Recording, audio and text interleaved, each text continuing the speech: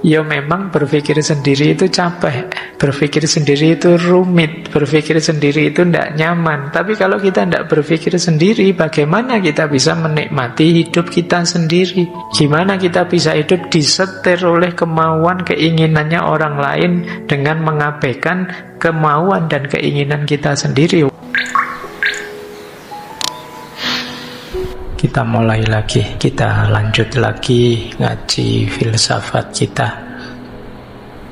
Semoga bisa lanjut kita istiqomai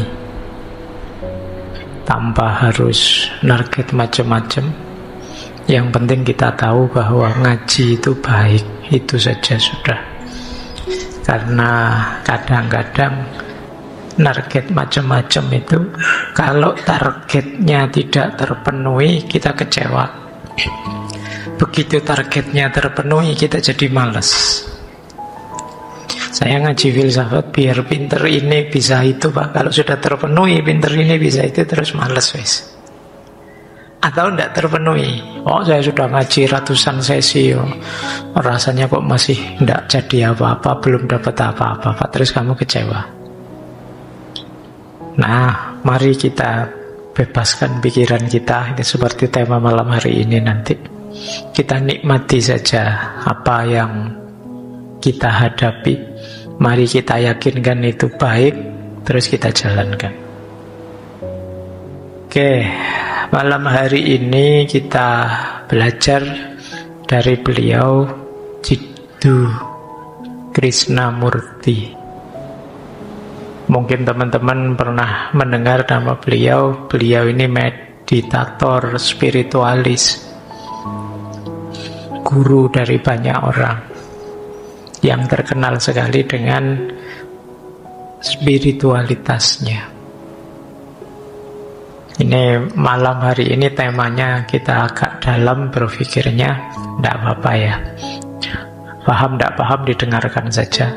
Biarkan saya bicara sebebas-bebasnya. Kalau ada yang manfaat diambil, kalau ada yang masih harus direnungi lagi ya dipending, kalau ada yang tidak cocok ya disisihkan. Itu saja, tidak harus jadi masalah. Kita sudah terlalu banyak masalah tiap hari, jadi yang tidak penting-penting ngapain sih harus diangkat jadi masalah. Beliau kelahiran 1895, nanti meninggalnya 1986. Anak ke-8 dari keluarga Brahmana. Nanti beliau ini sudah kelihatan bibit bijaksana dan pinternya sejak kecil. Makanya usia 14 tahun beliau itu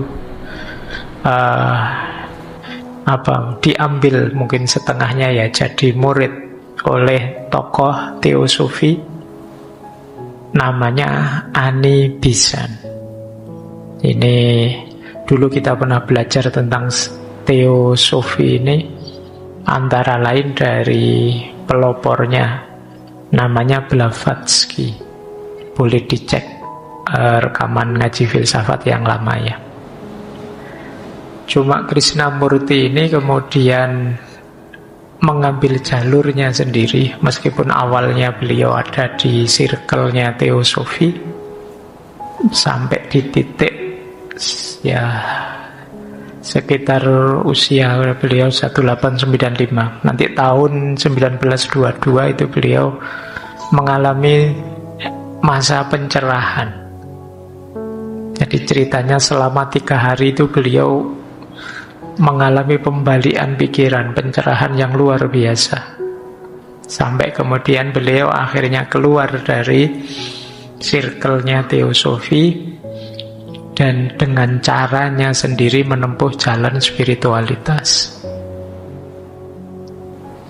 Baik, malam hari ini kita coba ya, kita gali gagasan teosofis beliau. Yuk kita ambil satu aspek tentang kebebasan.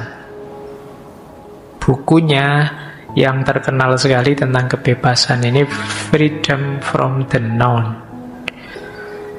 Ini buku sudah saya baca sejak zaman mahasiswa.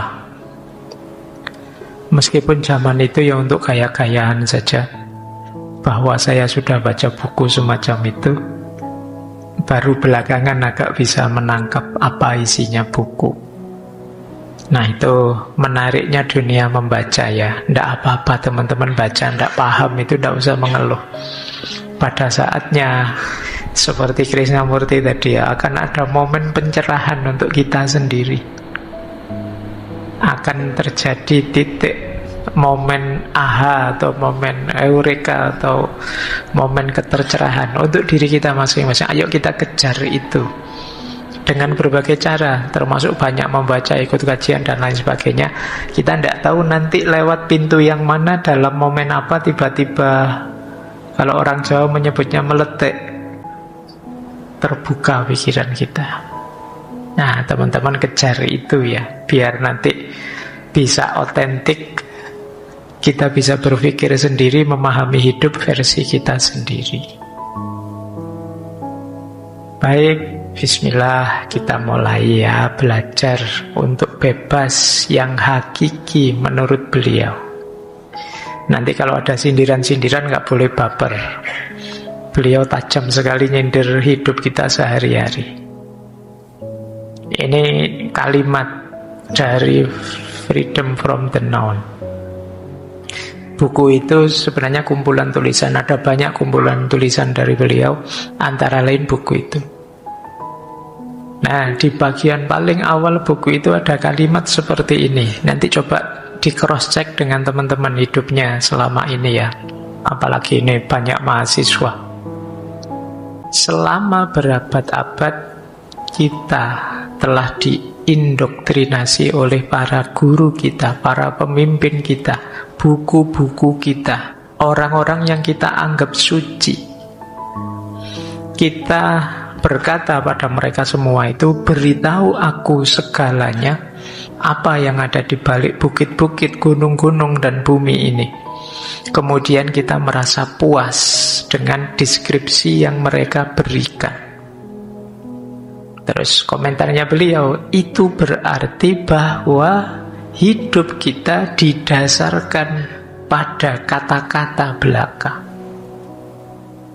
Dan berarti hidup kita sifatnya dangkal dan kosong. Kita tidak orisinil. Selama ini kita hidup berdasarkan apa yang diberitahukan pada kita. Baik karena terdorong oleh kecenderungan-kecenderungan sifat-sifat bawaan kita, ataupun karena kita terpaksa menerima segalanya itu karena situasi dan lingkungan.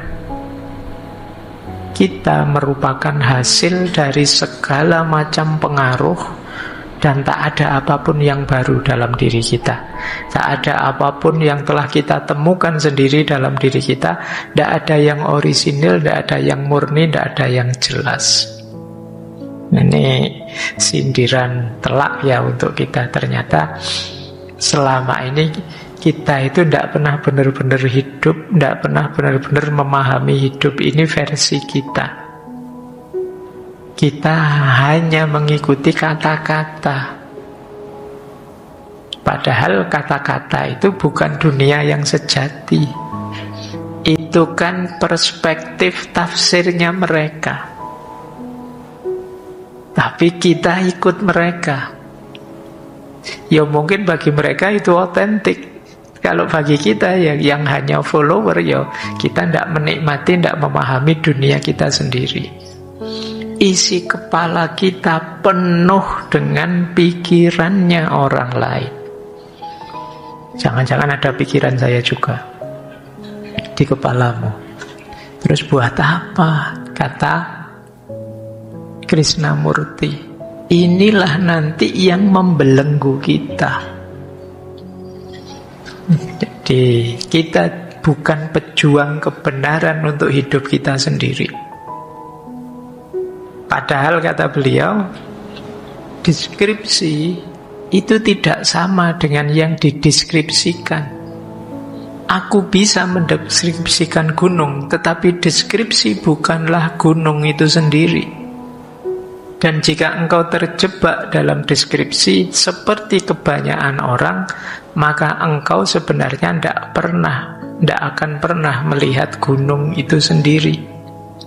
Kalau kita ikut pikirannya orang, tentu saja kita tidak melihat sendiri.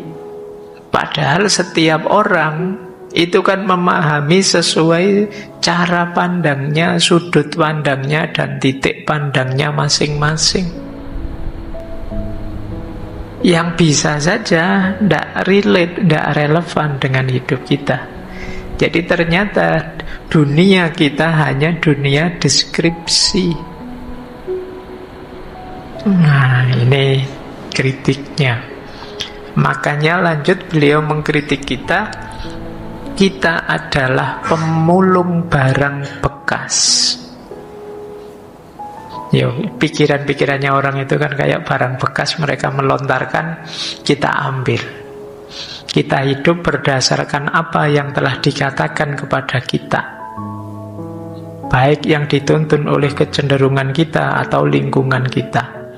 Tidak ada yang baru dalam diri kita, tidak ada yang kita temukan sendiri, tidak ada yang asli, yang murni dan jelas.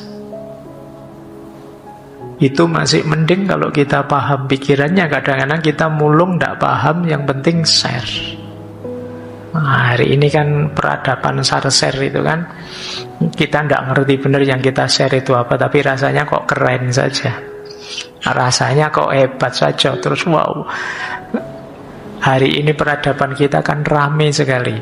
Cirinya era digital itu noisy, rame, tapi dangkal.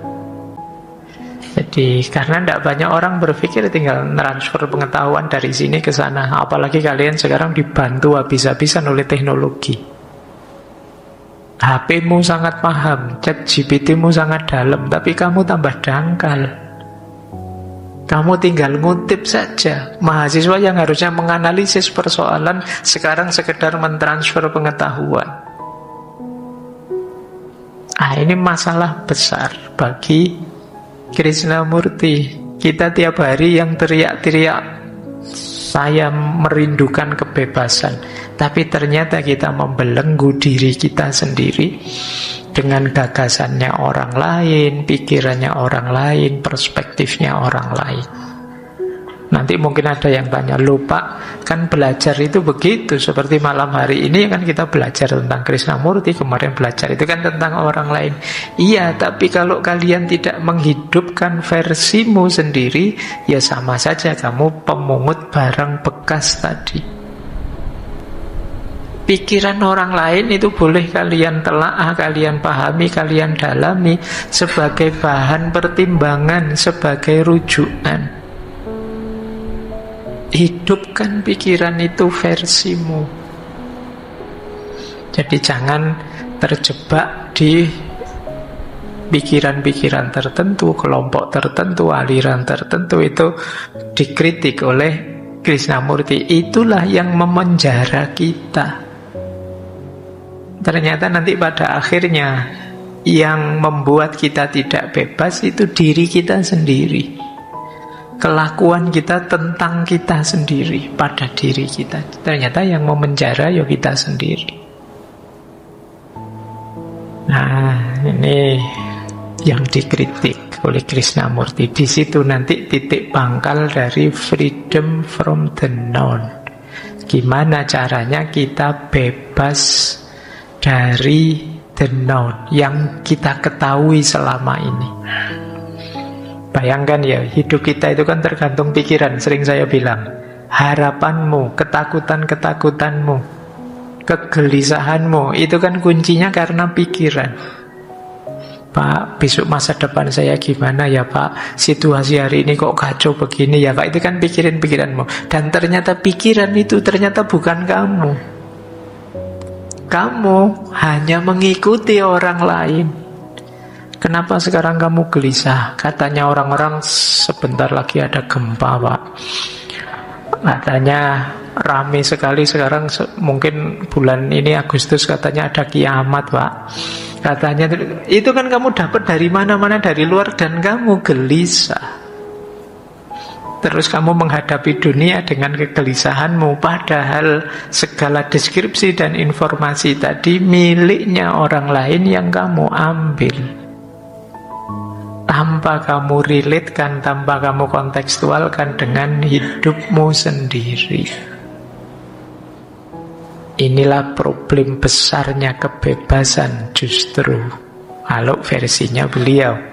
Jadi bukan bebas dijajah siapa oleh siapa, wong kita sendiri yang menjajah diri kita sendiri.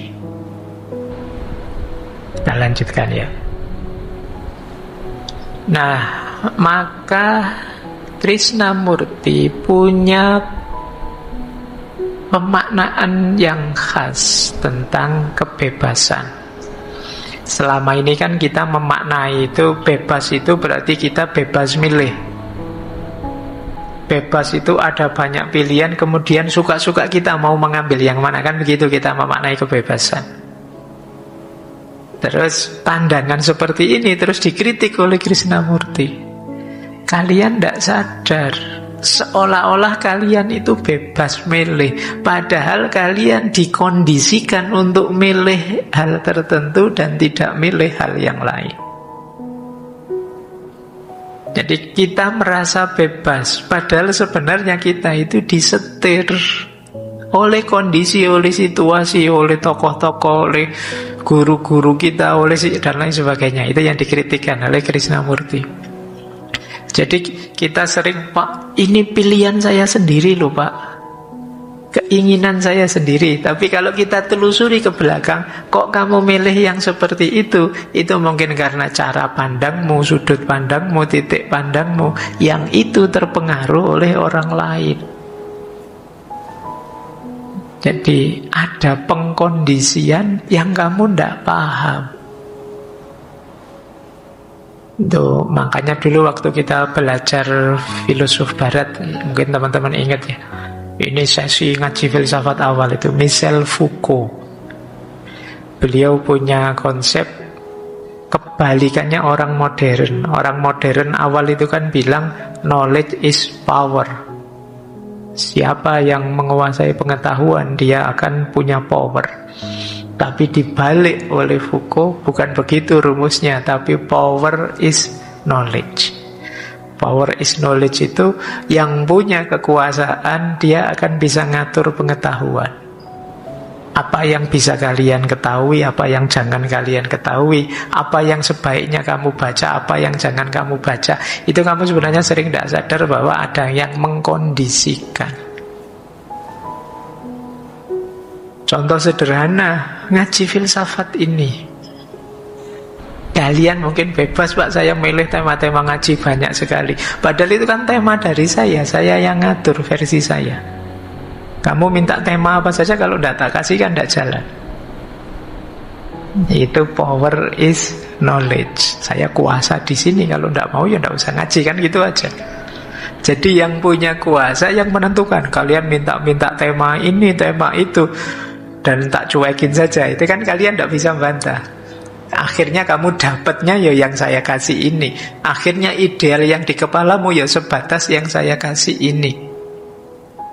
Itulah pengkondisian. Ya termasuk kampus dengan kurikulumnya dan lain sebagainya.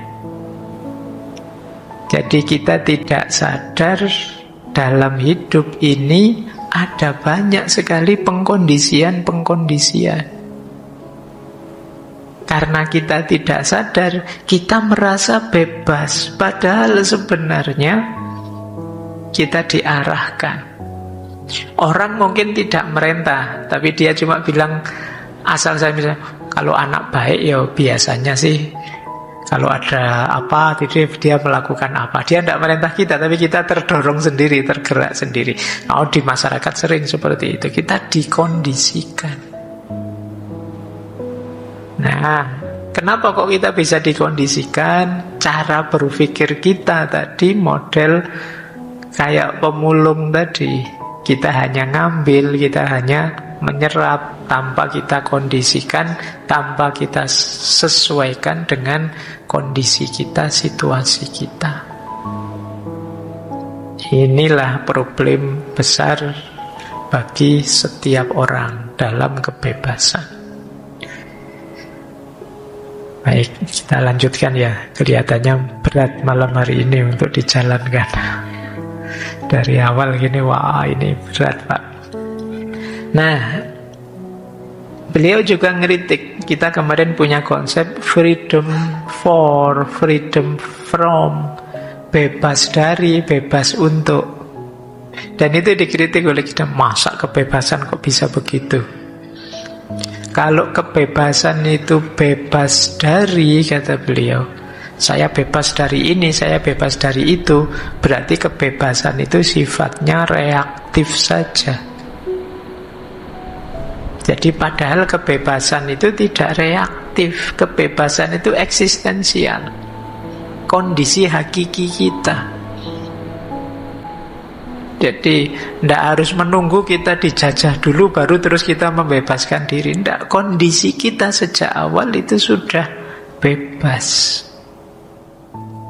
Orang yang punya pandangan bahwa kebebasan itu adalah freedom from, bebas dari, kata Krishnamurti, ya dia akan reaktif saja dan nanti dia biasanya lepas dari satu penjajahan masuk ke penjajahan yang lain.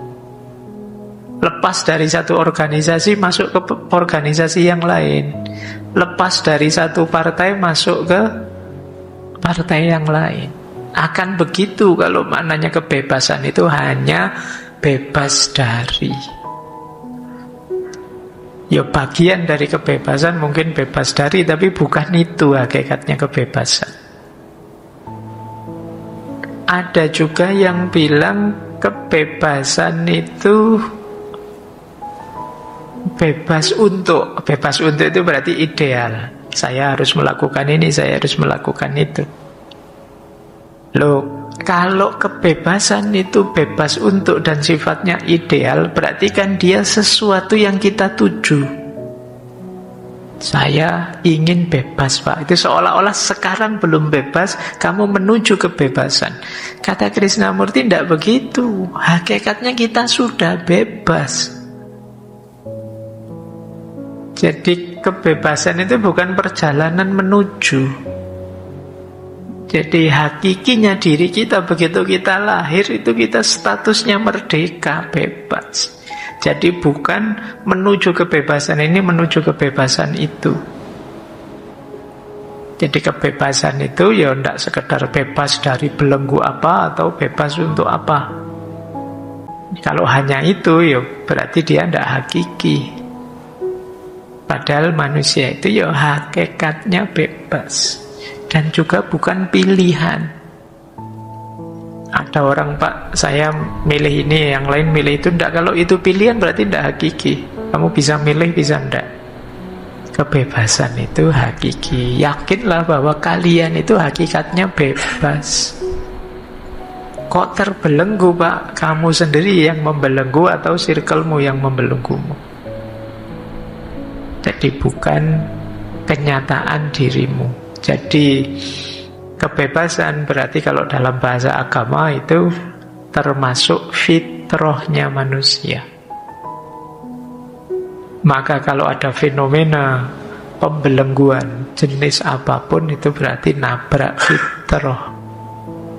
Makanya nanti ada beberapa filosof muslim kontemporer yang punya konsep bahwa agama itu cirinya pembebasan. Karena agama itu menuntun kita pada fitrah-fitrah. Jadi dasar kemanusiaan kita. Manusia itu hakikatnya bebas. Kalau manusia tidak bebas, sulit sekali kita menuntut tanggung jawab.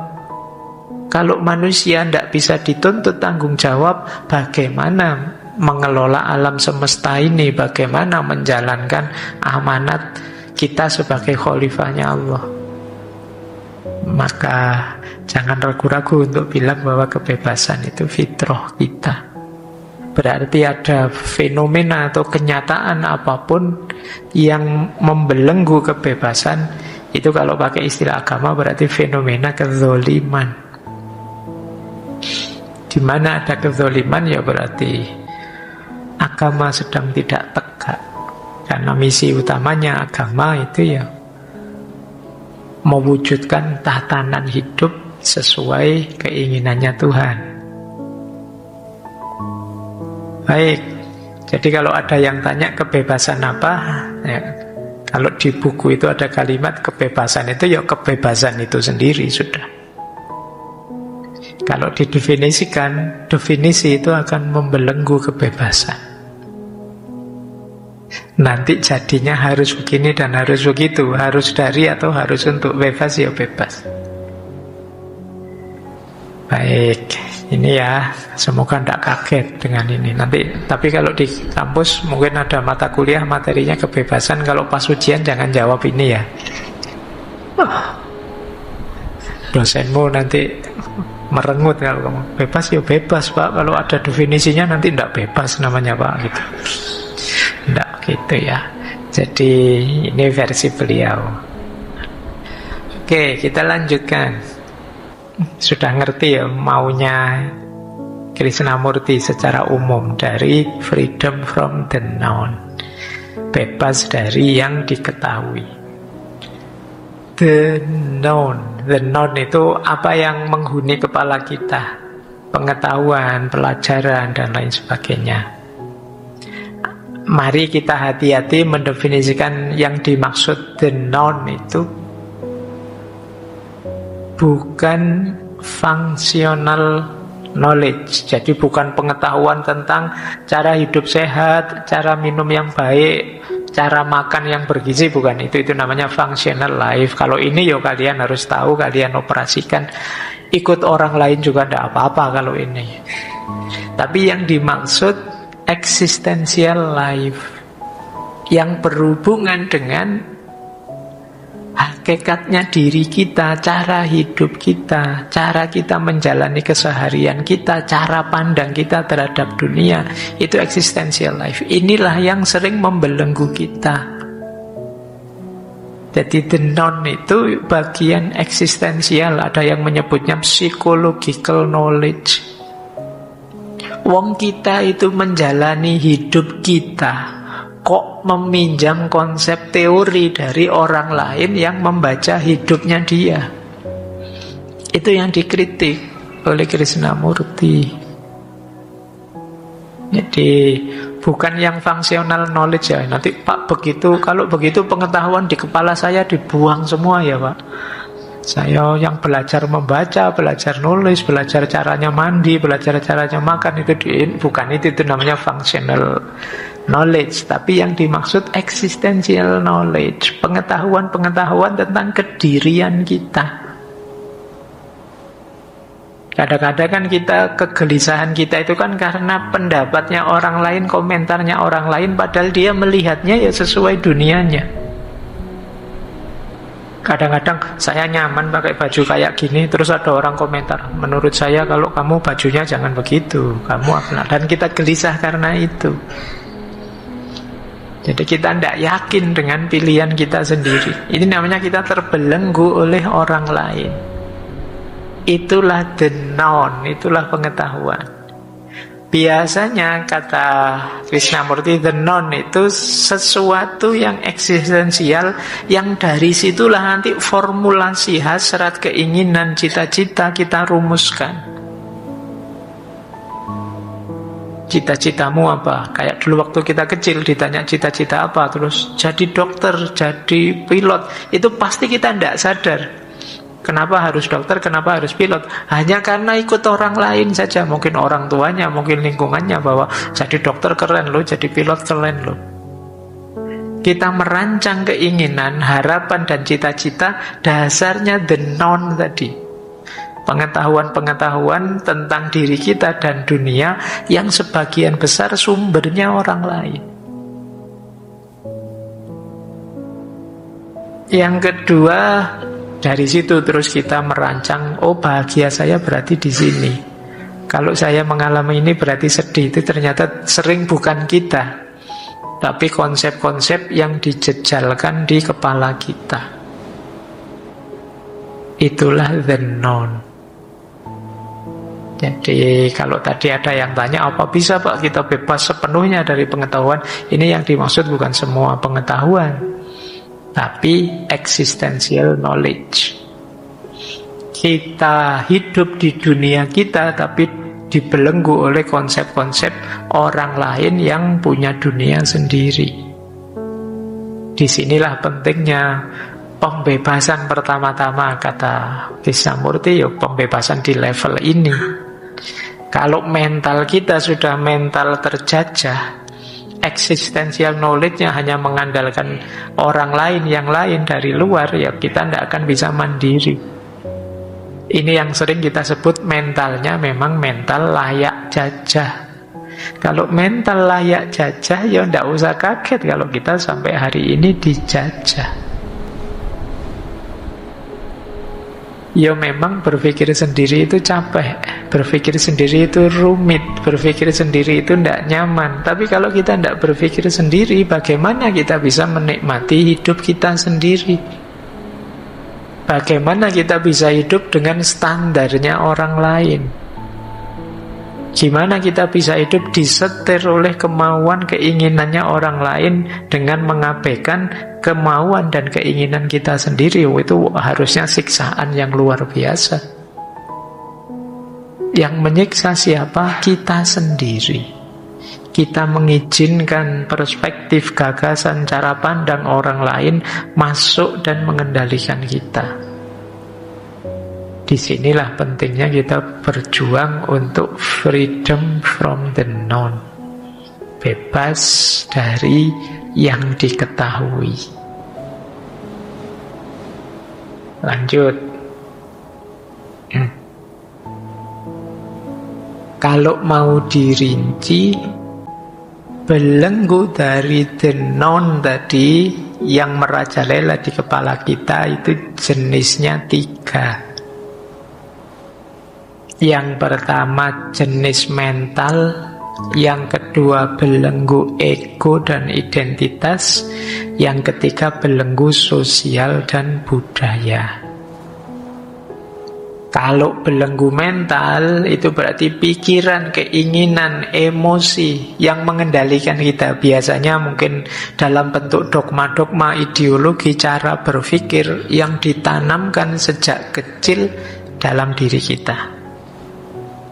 Jadi ini namanya belenggu mental. Kita tidak bebas mengekspresikan diri, kita tidak bebas mengungkapkan keinginan kita, karena dalam diri kita sudah dipasang banyak sekali pagar-pagar. Ini tidak boleh, itu tidak boleh, ini jangan, itu jangan, dan lain sebagainya. Ini namanya belenggu mental. Jadi ini yang paling berat. Yang kedua, belenggu ego atau identitas.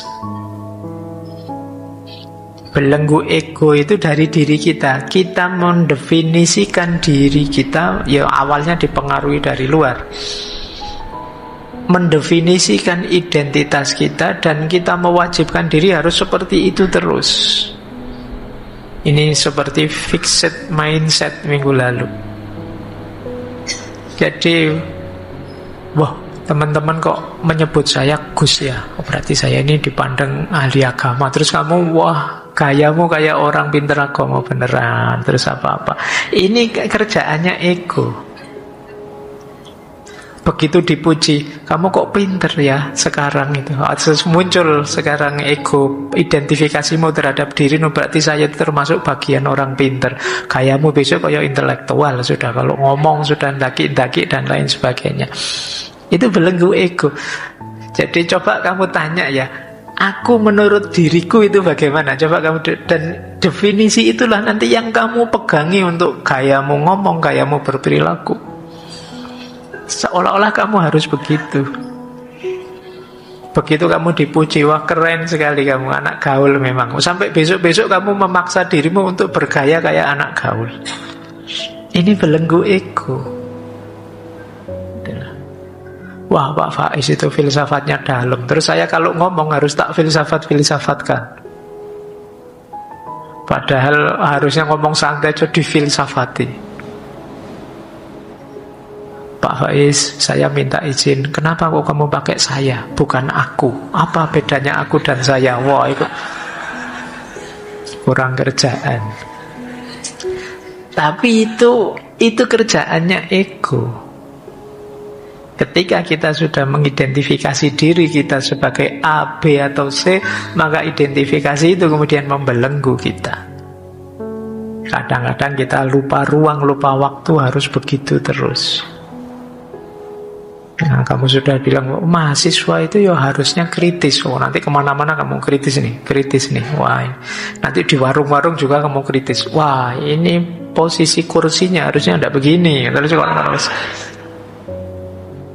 nah, itu ego sudah yang memenjara seperti itu. Dan yang terakhir tentu saja lingkungan, sosial, budaya, yang tadi pakai istilah mengkondisikan isi pikiran kita, mengarahkan kemana, mengisinya dengan apa, itu sudah lingkungan, sosial, dan budaya.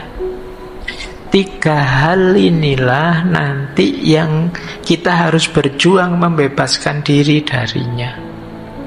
Diingat-ingat, membebaskan diri bukan berarti membuang ya, tapi jangan sampai membelenggu kita sedemikian rupa sehingga kitanya sendiri hilang, kita tidak otentik lagi.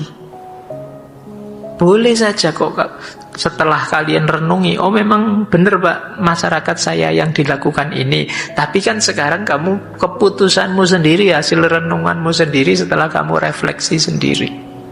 Tidak karena terikat, tidak karena terkondisikan, tidak karena terpaksa. Jadi yang namanya belenggu itu kan ya ketika kamu dipaksa untuk itu. Tapi kalau kamu sendiri yang menerima, oh ya menurut saya yang ini memang pas Pak. Nah kalau itu kan hasil refleksimu, tidak apa-apa, meskipun sama kemudian akhirnya. Tapi sekarang kamu secara mandiri memutuskan untuk dirimu. Tidak sekedar follower, tidak sekedar ikut, tapi kamu memutuskan. Nah, inilah 3 belenggu the known. Maka kata Krishnamurti, the known adalah penjara pikiran. Dan hanya dengan pembebasan darinya, pikiran dapat benar-benar hidup. Semakin kita terikat dengan the known, semakin kita menyangkal kesempatan untuk pertumbuhan dan transformasi diri yang sejati. Semakin kuat posisinya the known, semakin kita tidak berkembang. Jadi boleh ya teman-teman, yang kemarin-kemarin kan banyak yang mengeluh, Pak, saya kok tidak berkembang-berkembang ya, saya kok stuck begini-begini saja ya. Jangan-jangan beban the known di kepalamu sangat berat, sehingga kamu tidak berani ini, tidak berani itu, tidak bisa melakukan ini, tidak bisa melakukan itu. Yang pada akhirnya ya kamu tidak berkembang sudah.